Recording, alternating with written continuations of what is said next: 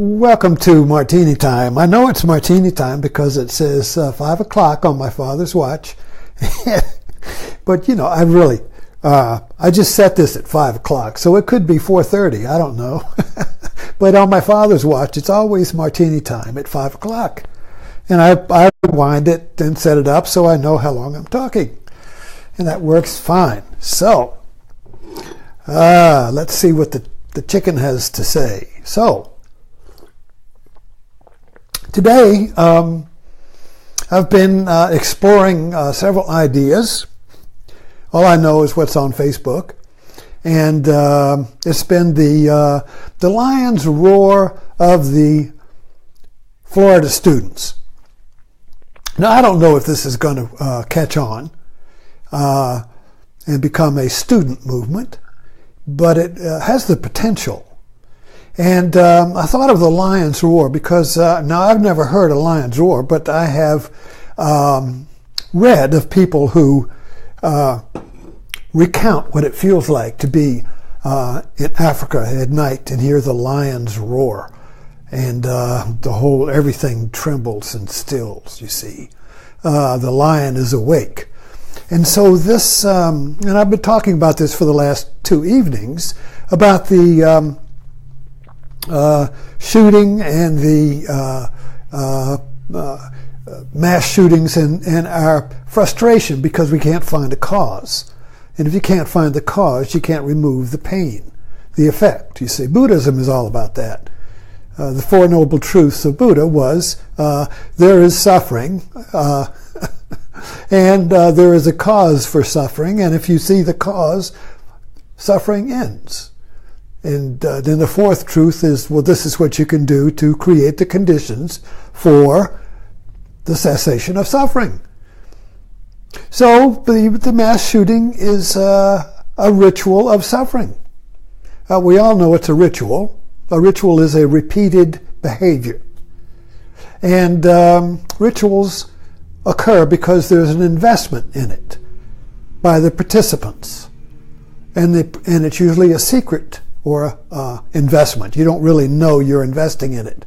That's why the ritual continues. Because if you made the ritual conscious, you wouldn't continue it. There would be, rituals have an unconscious dimension to it, so that it recurs with the hope of eliminating some suffering. Maybe this time, maybe that's alcoholism and martinis. Maybe this martini will end my thirst for martinis, but it doesn't. But I'm not really addicted because when I had the flu, I didn't have a martini for 2 weeks, didn't miss it. But anyway.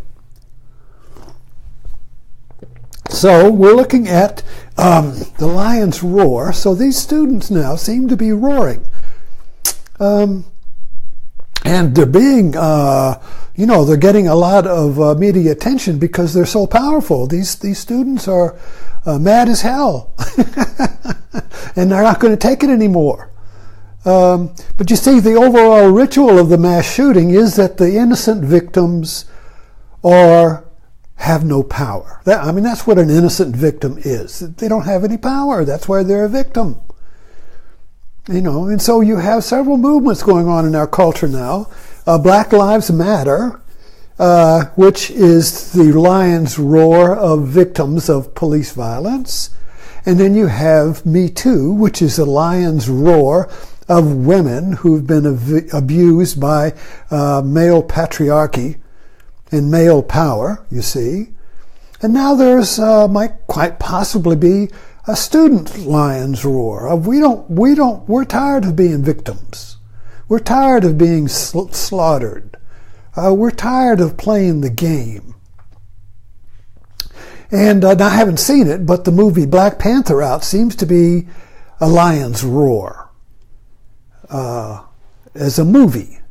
And movies are metaphors and myths, but they speak truth.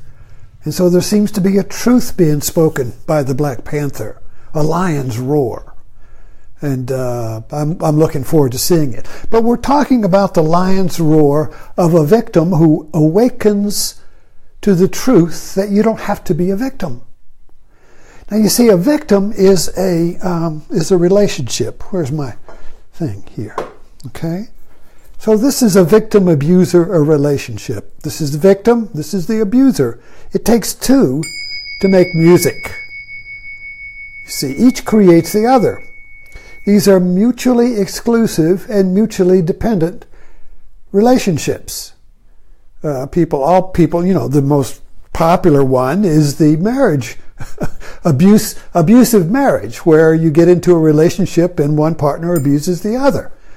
And they can't seem to get out of it. They keep making up and they keep promising to do better, but they get back into it. So there's some secret ingredient here that keeps it going. And so this is you see, this is a relationship that one doesn't make any music. The other one doesn't. So an abuser has to have a victim, and a victim has to have an abuser. They go together, you see. They make one that is two. But each blames the other. The victim blames the accuser, the abuser. And the abuser will blame the victim. Well, she's doing it to me. I'm the victim. And so you see this going on. Excuse me. You see this going on in all the victim-abuser relationships in our society, where you have white nationalists saying, we're the victim. The white person's the victim. And as soon as some victim comes up, its abuser will say, no, I'm the victim. They're the abuser. I'm innocent. I'm the innocent victim. See, everybody wants to be innocent. Everybody wants to be the innocent victim. So we're really creating a culture of victimhood here. And it won't end as long as each side is blaming the other. So it requires a lion's roar. And the lion's roar is when a victim suddenly goes and sees the game and no longer plays it, you see. So when the victim chooses not to be a victim, it's not because they got rid of the abuser. That's the way the game is played. The victim says, well, I won't be a victim if you get rid of the abuser. Then I'll be free. Well, that's not the way the game goes. Because if you are unconsciously invested in being a victim, if you get one abuser, you're going to get another one. You're going to recreate the relationship. And here it is again. Marriages are full of that. In the sense that you get rid of one abusive partner and you end up with another one. Surprise, you see. So that getting rid of the abuser does not change the game. The game is changed when the lion's roar is awakened and you see the game. You see that you have been playing a game. And so that seeing is not playing the game. The seeing, you see, getting back to here, seeing means, see, when you're playing the game, then this sees the other as the abuser, and this sees the other as the abuser. So you got this I see you, I see you thing. Subject, object, object, subject, you see. That's the game. But seeing, the lion's roar of seeing, is when you see both. You see. When you see how you've been playing the game. When you see how you've been the abuser as well as the victim, you see.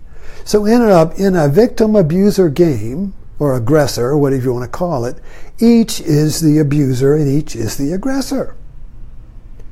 But of course, when you're in the game, you can't see that. The other is the blame. I'm innocent. And each one is innocent. And each one is guilty. So in the game, each one is innocent guilty. You see, there is no, in that game of the relationship of the victim game, victim/abuser, both are innocent, both are guilty. It's ambiguous. And the game is continued when one side says, I'm innocent, the other one says, I'm innocent, you see. And so then each one tries to stop the game by getting rid of the other. Now, and then of course the objective observer will look at that and designate, well, you obviously are the abuser because you got the abused, you got the black eye. You see? And maybe this one has a little bruised knuckle, right? Okay, so now I judge that you're the victim and you're the abuser, and you go to jail. Oh, that doesn't change the relationship. The relationship has to be changed from within, by seeing, by the lion's roar. I refuse to play the game. So when I refuse to play the game, that means I see the game. It doesn't mean I'm going to get the abuser. It means I just will not play the game. And when you don't play the game, guess what happens? Both the victim and the abuser disappear, because they are maintained in form by not seeing that you are playing both sides. When you sit down on a game board, a game is me against you, you against me, you see, and you agree to the terms of the game. But it's really, the game is one, the players are two. So when you have a victim-abuser game in a marriage or in a society or anywhere, it's one that is two. And the game is perpetuated and continued because both sides just see the two and they don't see the one in which they are both participating. So the lion's roar is the seeing of the one. The lion's roar is a term in Buddhism. When Buddha awoke, that was called the lion's roar of awakening. The whole earth trembled, you see, at this awakening awareness that was one instead of two, you see. The one is the awakening of seeing both sides at the same time, of seeing yourself playing both sides when before you thought you were just one side. But the reality is there is one without a second. That is seeing. That is reality. There's only one reality. It has no second unless it's alternative facts. You see. There's only one reality unless you create two, and now you have a walleye with one eye seeing one reality and the other one seeing another reality. So so I've just been interested in this lion's roar of the students, who basically are saying, we're tired of being a victim. We're tired of being killed. And so basically, in social media, it's a double-edged sword. I mean, it creates mass shootings, and it can also end mass shootings, you see. The medium is neutral. It can go either way. It's a creative and it's Shiva. The social media is both a creator and a destroyer, positive and negative. So it's interesting that social media provides the platform where the lion's roar can happen. People can connect, can speak, and become one voice, organize, march, create a movement, create a roar, you see. And it can also create the conditions where the shooter becomes the lion's roar. That little pitiful kid who's tortured by being a victim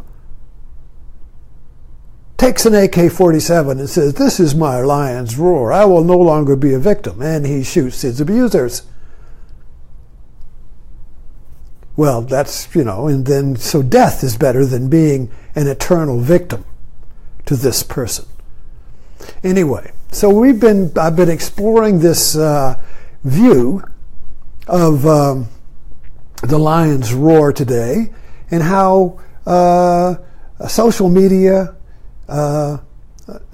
creates the platform where a lion's roar can suddenly take hold, and people that have been victimized can suddenly refuse to play anymore. And that makes everything tremble, you see, particularly the people who have investment in the victim-abuser game. So, okay, we'll end there, and thank you for dropping in, and make the lions roar in your life. Refuse to play the game of being helpless and the game of being used and abused, even by your own mind. There is the first abuser. Our own mind abuses us when we think ourselves into being a victim. So the first abuser is our own thought. And that always comes in two. Our own thinking is always divided into me against myself. Self-devouring thought. So there's where the victim starts, you see. And then it becomes externalized into form in society, and we identify with these external behaviors and so forth. But the original cause is in our own thinking, you see. And this is where the Buddha's roar is first awakened. Is to see my own game of victim and abuser, my own self-doubt, my own doubting myself, my own self-flagellation, my own conflicted mental dilemmas, these feedback loops of worry and worry and worry. Victim of worry. We become victims of worry, you see. Anyway, so let the lion roar within you, and I'll see you tomorrow. Thank you.